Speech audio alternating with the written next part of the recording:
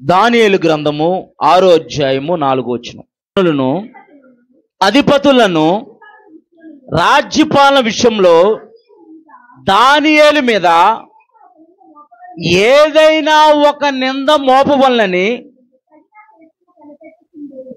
ఏదైనా ఒక నింద మోపాలని తగిన హేతు కొరకు కనిపెడుతున్నారంటే, ఎవరు కనిపెడుతున్నారంటే అక్కడ రాయబడి ఉంది, ప్రధానులను అధిపతులను రాజ్య పరిపాలన. వాళ్ళు ఎవరంట?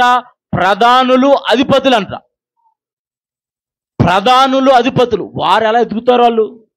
వారు ఎలా ఎదుగుతారు? చాలా క్షుణ్ణంగా ఎదుగుతారు. వాళ్ళు ప్రతి విషయంలో ఎదుగుతారు. పోలీసు ఎంక్వైరీ చేస్తారంట. ఎలా ఎంక్వైరీ చేస్తారు? వాళ్ళు ప్రతిదీ క్రూస్ పట్టుకొని చాలా క్షుణ్ణంగా పరిశీలిస్తూ ఉంటారన్నమాట. ఆ నేరస్తుడు ఎవరా అని చెప్పేసి చాలా క్షుణ్ణంగా పరిశీలించి ఆ ఫింగర్ ప్రింట్లు అన్ని మ్యాచ్ అయితేనే కానీ ఫలానా వ్యక్తి నేరం చేశాడని వాళ్ళు ప్రకటన చేస్తారు. అవునా కాదా?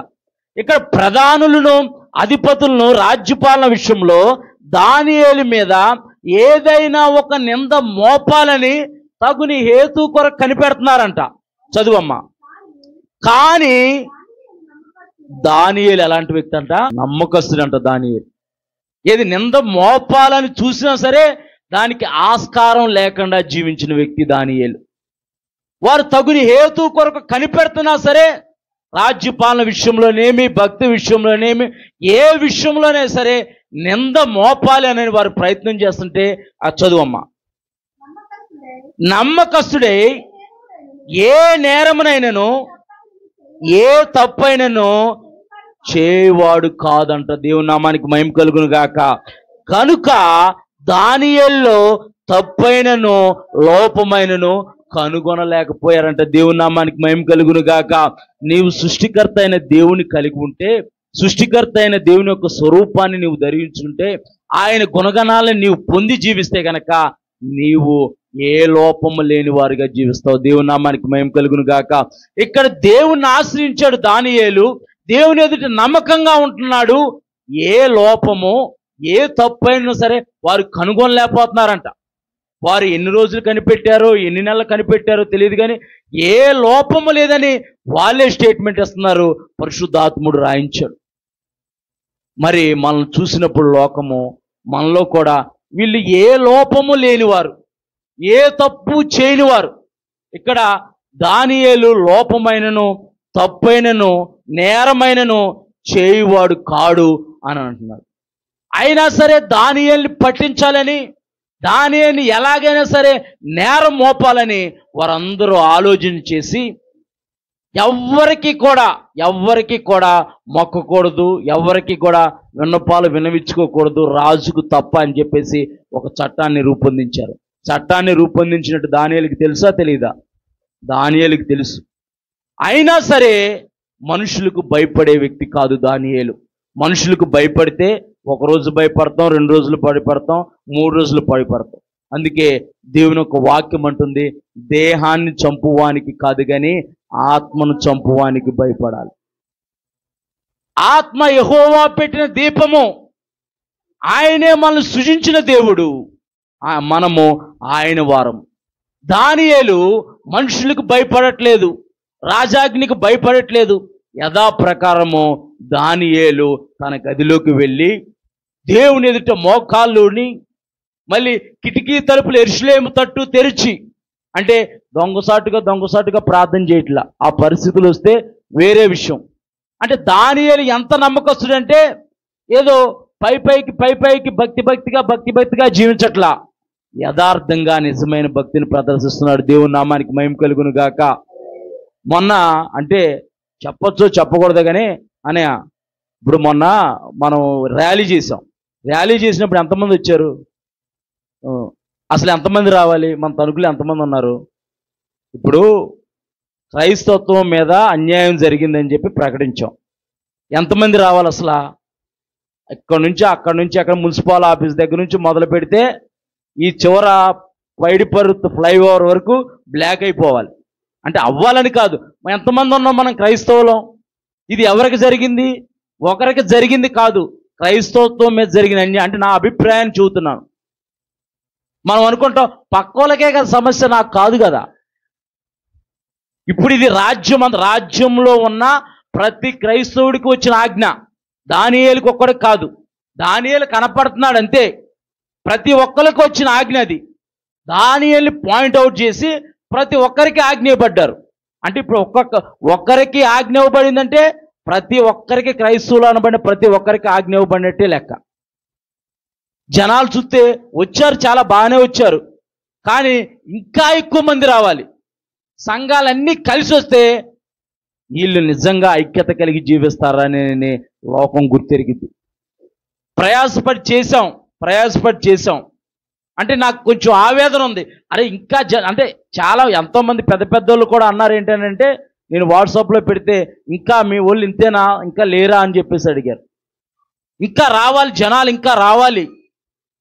మనం ఎలా తెలియజేస్తున్నాం? శాంతియుతంగానే నిరసన తెలియజేస్తున్నాం. మనం అల్లరి చేసి గొడవ చేసి తెలియట్లేదు, శాంతియుతంగానే నిరసన తెలియజేస్తున్నాం. మరి అందరూ కలిసి వస్తే నిజంగా ప్రభుత్వం దిగిరాదా? ప్రభుత్వం కదిలొచ్చింది. ముస్లిం సహోదరులు ఉంటారు, హైదరాబాద్లో నేను ఉన్నాను కనుక చెబుతాను. ముస్లిం సహోదరుల్ని ఎవరైనా ఏదన్నా అంటే కనుక అక్కడే ఉంటారు. నిజంగా వారు ముస్లిమ్సో కాదో కూడా కొంతమంది తెలియదు, వెంటనే ఏకమైపోతారు ఒక్క నిమిషంలో. బస్సులో ఏదన్నా ఎవరైనా ముస్లిమ్స్ సహోదరుని ఇలా తగిలిన ఏదన్నా ఇలాగానే అన్నారనుకో, వాడొకలా ఏంటి నన్ను నెడుతున్నావు అని అన్నాడుకో, ఏంటి నెడుతున్నావు అంటున్నావు ఏంటి అని చెప్పేసి ఏడు అవతల ఉన్నాడు నిజం కోపడ్డాడు అనుకో, వాడు అయిపోయినట్టాడు. అంటే వాళ్ళంత ఐక్యతగా ఉంటారు. హైందవ సహోదరులు ఉంటారు, వాళ్ళంత ఐక్యతగా ఉంటారు, వాళ్ళు చాలా ఐక్యతగా ఉంటారు. ఒకరిని ఏమన్నా అంటే చాలు మొత్తం వారందరూ విరుచుకుపడిపోతారు. మరి మన ఐక్యత ఏది? మన నమ్మకం ఏది? అంటే మనం ఇంకా నమ్మకంగా ఉండాలని అర్థం. మనం ఇంకా ఐక్యతగా ఉండాలి, మన ఐక్యతని చాటి చెప్పాలి.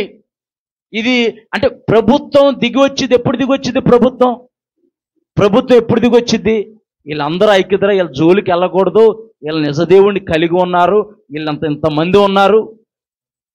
చాలామంది వచ్చారు. పెద్ద పెద్ద సంఘాలు ఉన్నాయి మా తణుకులో, చాలా పెద్ద సంఘాలు ఉన్నాయి. ఆ సంఘాల్లో ఒక్క సంఘ జనాభా వచ్చినా సరే రోడ్డు బ్లాక్ అయిపోయింది. నాకు చాలా బాధ కలిగింది. ఏంటి ప్రభా, ఇదేనా మా నమ్మకస్తం, ఇదేనా అని నేను బాధపడ్డాను. నేను ఇప్పుడు ఎవరికైనా అన్యాయం జరుగుతుంది, లేకపోతే మన సంఘంలో ఎవరికైనా పరిస్థితి బాగోలేదు, అందరూ ఐకమత్యంగా ఉండి వారిని ఓదార్చాలి. నాది కాదు కదా సమస్య అని అనుకోకూడదు. పాస్టర్ గారికి ఏదైనా సమస్య వస్తే అందరూ పరిగెత్తుకుంటూ వస్తారు, కానీ సంఘంలో ఉన్న వాళ్ళకి ఏదైనా సమస్య వస్తే ఎవరో పరిగెత్తుకుంటున్నారు. అందరూ వెళ్ళాలి వారి దగ్గరికి, అందరూ బలపరచాలి వాళ్ళని. అమ్మా మన దేవుడు నమ్మకమైన దేవుడు, అమ్మా తప్పకుండా కార్యం చేస్తాడు, పరిస్థితి ఎప్పుడూ ఒకలాగా ఉండదు. మనం ఓదార్చాలి. మనం ఏమి సాయం చేయకపోయినా సరే మీరు అందరం కలిసి వెళ్ళి ఓదార్చడం వల్ల వారు చాలా బలం పొందుకుంటారు. దేవుని నామానికి మహిమ కలుగును గాక. ఇంకో విషయం ఏంటంటే వారు దేవుణ్ణి తప్పిపోరు, వారు దేవుని నుంచి తప్పిపోరు. నాకు ఒక కుటుంబమే కాదు, ఇన్ని కుటుంబాలు నాతో ఉన్నాయి, ఇన్ని కుటుంబాలు నన్ను ఆదరిస్తున్నాయి అని చెప్పేసి దేవుడే వీరిని పంపించుంటారని దేవుని యందు వారు ఇంకా భయభక్తులు కలిగి ఉంటారు. అదే ఎవరు వెళ్ళకపోతే ఏమంటారు? ఎవరో రాలేదు, మా వాళ్ళు సంఘస్థులు చాలామంది ఉన్నారు, ఎవరు మా ఇంటికి రాలేదంటారు. అంటారనరా? ఎవరో రాలేదు, వెళ్తే ఏమైంది, వెళ్ళకపోతే ఏమైందని ఆరాధన మానేస్తే ఒకరోజు 2 రోజులు అలా అంతే. ఇంకా ఇక్కడ దానియేలు నమ్మకమైన మనసు కలిగిన వ్యక్తి, దేవుని ఎదుట నమ్మకంగా ఉన్నాడు, ఏ నేరము ఏ తప్పిదము చేయనివాడిగా ఉన్నాడు. సమూయేలు ప్రవక్త అంటున్నాడు, నేను ప్రార్థన చేయకపోతే పాపం చేసిన వాడిని అవుతానంట. మీ నిమిత్తం నేను ప్రార్థన చేయకపోతే పాపం చేసిన వాడిని అవుతాను. ఇక్కడ ప్రార్థించకూడదని దానియేలుకి ఆజ్ఞ వచ్చింది.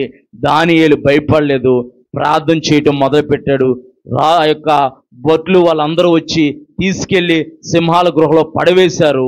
రాజు కలవరంతో రాజు కూడా ఉపవాసం ఉండి రాజు కూడా మొరపెట్టాడు.